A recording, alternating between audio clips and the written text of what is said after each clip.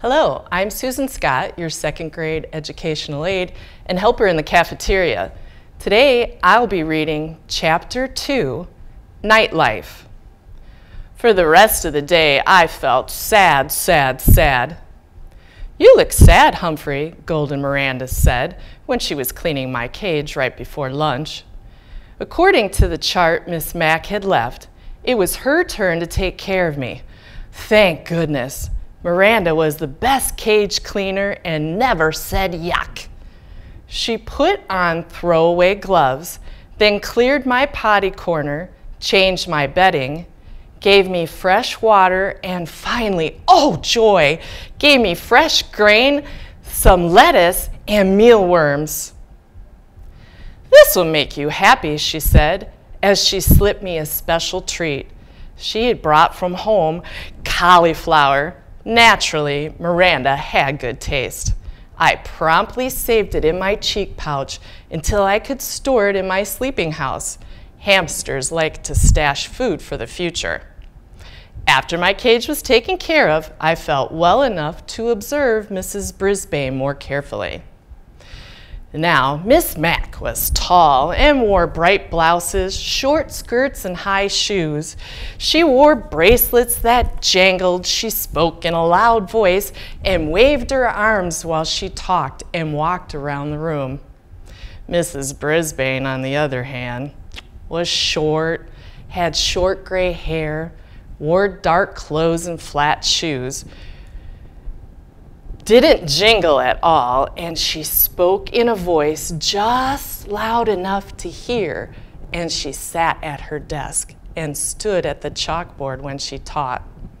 No wonder I was feeling drowsy after lunch. All that nice food and all that soft talking. "Is this all the hamster does is sleep?" she asked at one point when she glanced over at my cage. "Well, his turnal," replied Raise Your Hand Heidi Hopper. "Raise your hand, Heidi," said Mrs. Brisbane. "What's turnal?" "You know, turnal. He sleeps during the day," said Heidi. Well, I was wide awake now. "Nocturnal," I squeaked. "Hamsters are nocturnal." "Oh, you mean nocturnal," said Mrs. Brisbane, almost as if she had understood me. She turned and wrote the word on the board. Can anyone else name an animal that's nocturnal? "Owl," said Heidi. "Raise your hand, Heidi," said Mrs. Brisbane.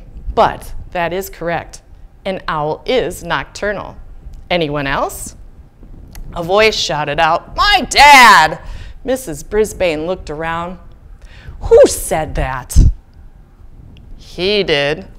A.J. Gunther Tugwell pointed at A.J. Both boys sat at the table nearest my cage. "What about your dad?" Mrs. Brisbane asked. A.J. squirmed in his seat. "Well, Mom always said my dad is nocturnal because he stays up so late watching TV." "Stop giggling, Gail," and a few other students snickered, and Mrs. Brisbane didn't crack a smile. "Her use of the word is correct," she said, "though technically humans are not nocturnal. Any others?" Eventually, the class came up with more names of nocturnal animals, like bats and coyotes and possums, and Mrs. Brisbane said that the class would learn more about these animal habits later in the year. If she'd just look at me, she'd learn a lot. But I noticed for the rest of the day, Mrs. Brisbane stayed far away from my cage, as if I had a disease or something. She read a mighty fine story to us in the afternoon. In fact, I couldn't get back to my nap afterward. It was about a scary house and these scratchy noises and a ghost. Thump, thump, thump. The ghost came down the hall. Oh, I had shivers and quivers. I have to say, Mrs. Brisbane knows how to read a story. Her voice changed and her eyes got wide, and I forgot about her gray hair and her dark suit. To squeak the truth, my fur was on end. The story had a funny ending because it turned out the ghost wasn't a ghost at all. It was an owl. At the end of the story, everybody laughed, even Mrs. Brisbane. I was beginning to think that life with a new teacher wouldn't be so bad. But I changed my mind when the bell rang at the end of the day and all my classmates raced out of the room, leaving me alone with her. She erased the chalkboard and gathered up her papers. I could tell that we'd be going home soon. Suddenly, I began to worry. What if Mrs. Brisbane lived in a scary house with spooky noises and thumping ghosts? Or even worse, what if Mrs. Brisbane had a scary pet, like a dog? My mind was racing as fast as I was spinning on my wheel, and finally she approached and looked down at me frowning. "Well, you're on your own now," she said. With that, she closed the blinds and walked away, but I heard her mutter, "Rodent," under her breath. She left the room and closed the door. She left me alone, all alone in room 26. I had never been alone before. As the room slowly grew darker and quieter, I thought back to happy times with Mrs. Mack's apartment. There were always cheery lights on and the music and the telephone talking. And oh dear, during the day, I never noticed how the clock on the wall ticked off the seconds, one by one, very loudly. Tick, tick, tick. I was feeling sick, sick, sick. I wondered if there were any owls around room 26 or ghosts. I tried to pass the time by writing in my notebook, Pedorama and my days at Mrs. Mack's apartment. Writing took my mind off the jittery nerves, but eventually my writing paws began to ache and I had to stop my scratching. If only I could roam free as I had at Mrs. Mack's apartment. Then I remembered, the lock doesn't lock.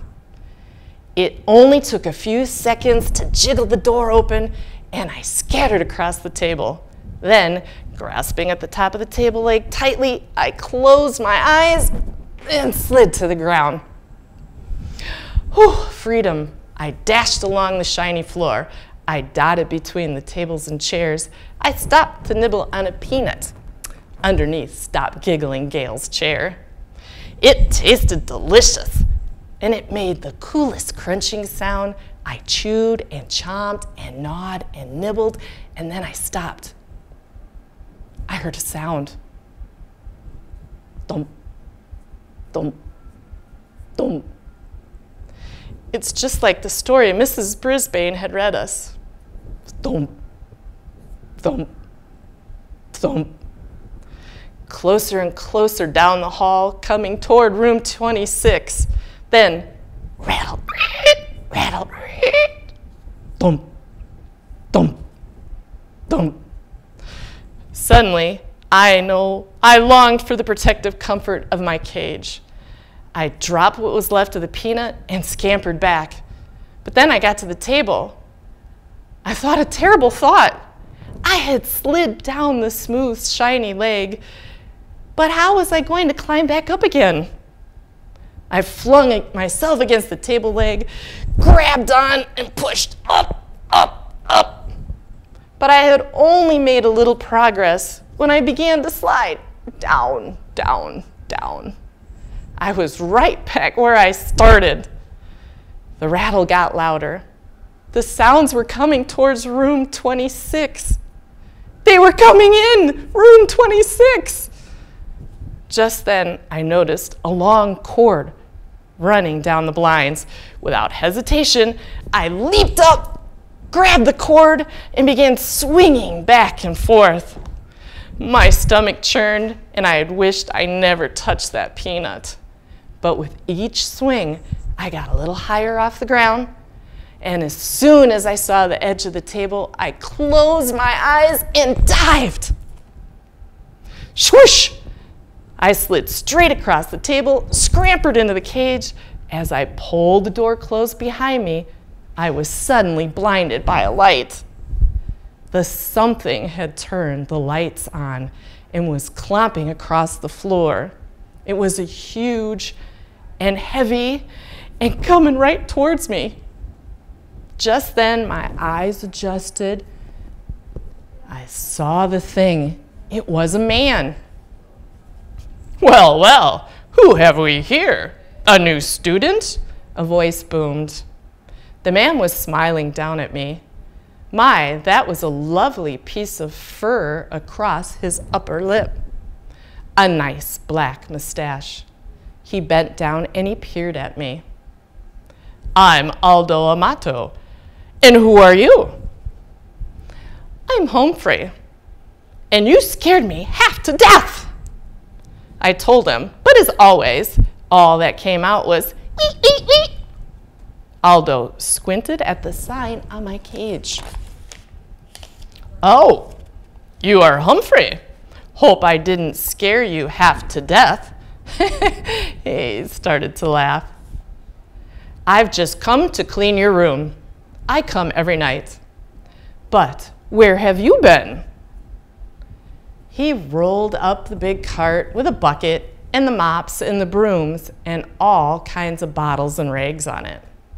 "Oh, that's right," he replied, as if he were having a real conversation. "Mrs. Brisbane came back today. She's a good teacher, you know." "Been teaching here a long time. Wish I'd had a good teacher like her. Say, do you like music, Humphrey?" "Tweet, tweet, tweet." I tried to tell him I love music almost as much as I love Miss Mac. Suddenly, a song came blasting out of the radio on his cart, and he set to work, sweeping and mopping, moving desks and dusting. But Aldo Amato didn't just dust and mop. He spun and swayed, he hopped and leaped, he twisted and twirled. "How do you like my floor show?"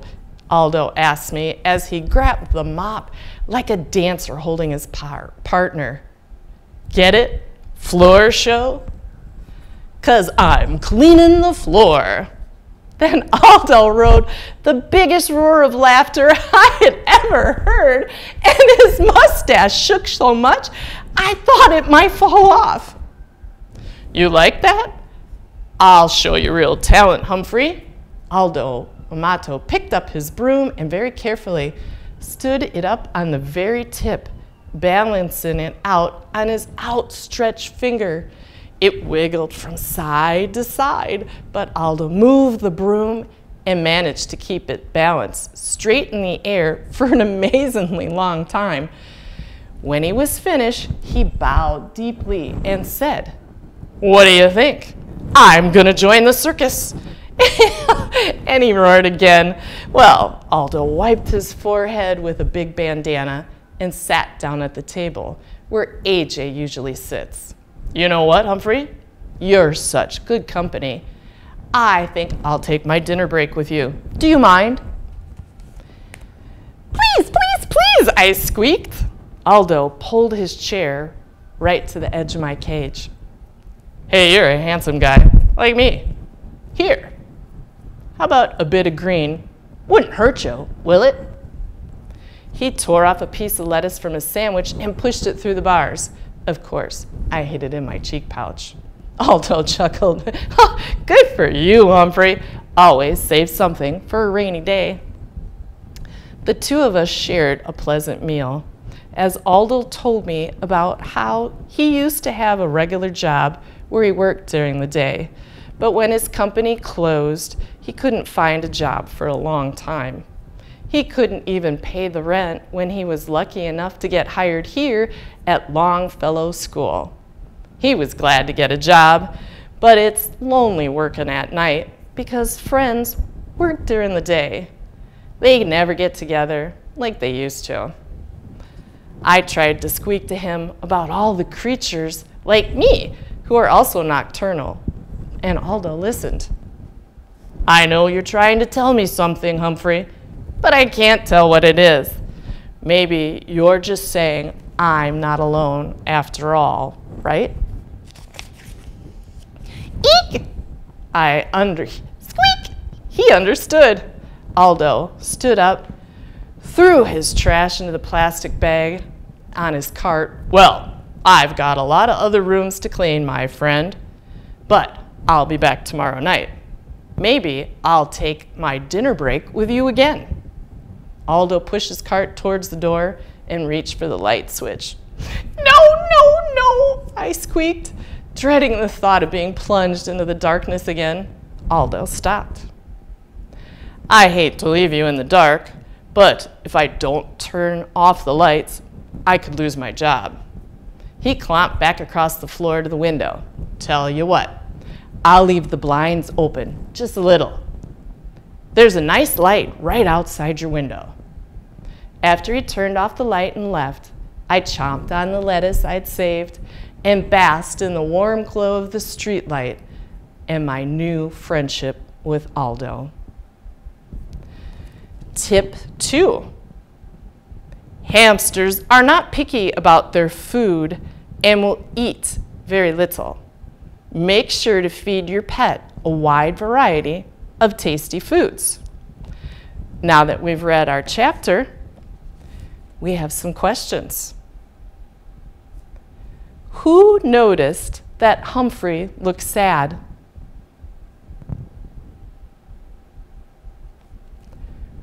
What does Heidi mean by turnal?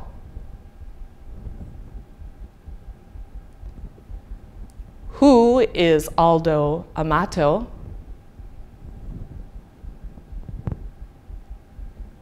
What does Aldo feed Humphrey the first night?